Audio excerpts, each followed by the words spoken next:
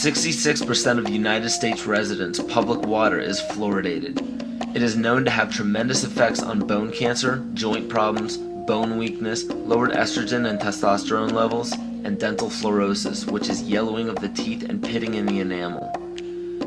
Wouldn't it make more sense to enhance public water with vitamins which are meant to be ingested to promote overall health, rather than putting such a toxic chemical in our water with a bogus explanation that it will improve our dental health? We now know that fluoride causes more dental problems than it solves. Something doesn't seem right about this. Do you honestly believe that these companies care deeply enough for the people to spend large amounts of their own money to fluoridate public water when the people already purchase their own toothpaste? But there's a difference between toothpaste and drinking water. We don't ingest toothpaste. If you go to any hardware store and look at any rat poison product, you will only find one ingredient: sodium fluoride. It is the most toxic ionic molecule outside of potassium dichromate. Now Dannon, along with other companies, have begun fluoridating bottled water. It is becoming increasingly difficult to get away from. And the fact that fluoride is also used in many prescription antidepressants shows that it eliminates aggression and motivation in people. Fluoride, to my knowledge as a physician, has absolutely no biological benefit whatsoever. But one of the significant things is that the Russians carried out all sorts of experiments on the people living in the Gulag. One of them, of course, was to fluoridate the water. Why?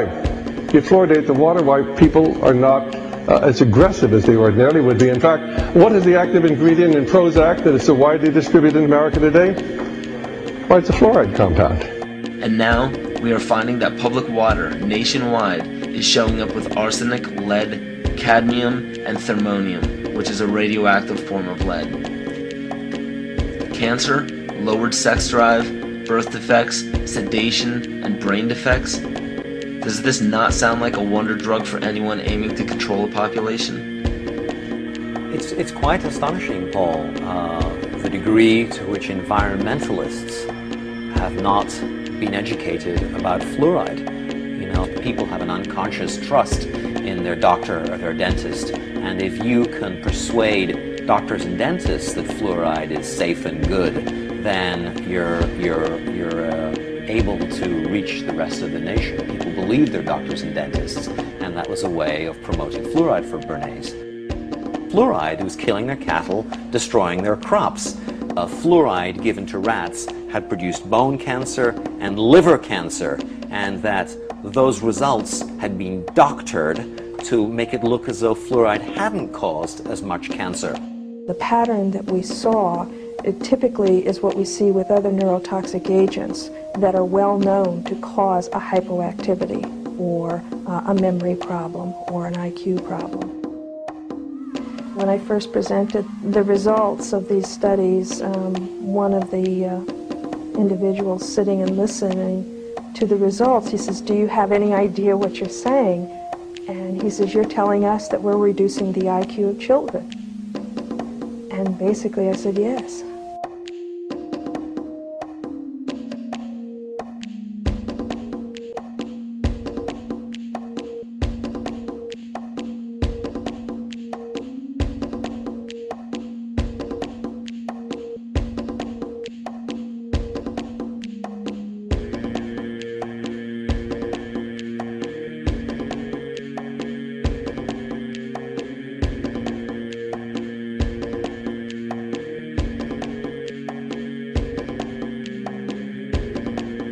Aspartame, the artificial sweetener found in almost every low-sugar or sugar-free product on the market. First of all, aspartame is made up of three things: methanol, which of course is what produces blindness, aspartic acid, and phenalene. These are all poisons. Aspartic acid, of course, produces brain lesions. This was known back in the early 1970s. Methanol produces blindness. Phenalene is what you see in the brain, and in high dosage it produces trauma.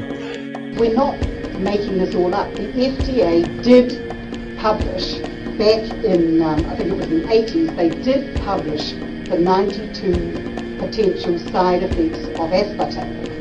And they do, these side effects quite, are extremely serious. Things like dizziness, problems with balance, abdominal pain and cramps, changes in vision, seizures and convulsions, etc., etc. Yet despite all of these harmful effects, Donald Rumsfeld pushed it out into the stores in over 5,000 products when he was CEO of Searly, the company that manufactured aspartame.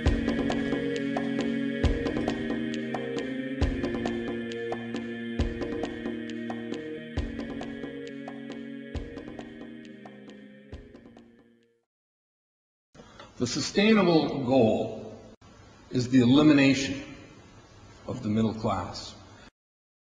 The world cannot support 6 billion people. But you see, the plan behind sustainable development includes population control. It's a program for land use control, education control, and population control. The leaders of the sustainable movement say that the world's human population should not exceed 500 million people. That's a 93% reduction of today's population levels. In 1992, while the Rio Conference was going on, George Bush, then president, was there.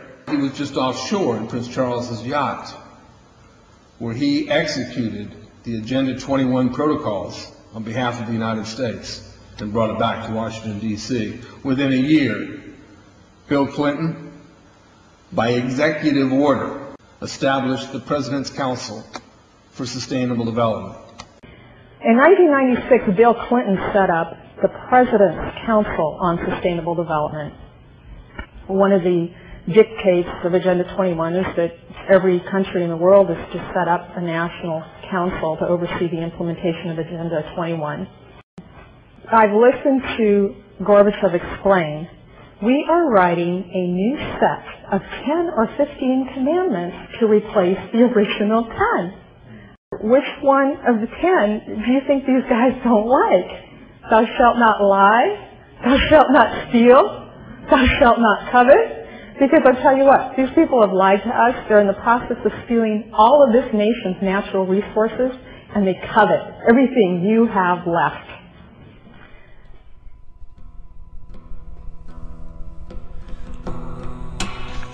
To explain the map, the red are areas that are to be off limits to human beings. If you live there, you won't. The yellow areas are the areas for major control of all human activity. If you live there, you won't. The black dots are the smart growth zones. That's where human beings are to be stacked and packed in small living units along rail tracks. The smart growth program ultimately has jobs assigned and children cared for by the state.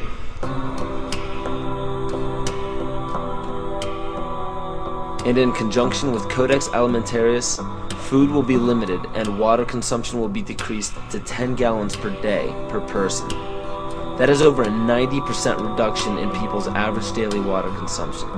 And along with shortages of food and water, the food we will be provided with will be genetically manipulated and nutrient deficient. Genetic manipulation of food causes complications in metabolizing and utilizing food for energy. In June of 2003, scientists reported that the gene sequence of the inserted genes into crops had actually changed their order. They had re-scrambled. So the genetic inserts are not stable. Another laboratory confirmed this and found that it had changed in the same varieties in different ways that they had tested. So not only is it unstable and changing, it's not even uniform in the way it's changing. This is incredibly dangerous. Nutrient deficiencies due to Codex's planned vitamin and mineral ban will cause billions of preventable diseases. Both of these will ultimately lead to billions of deaths.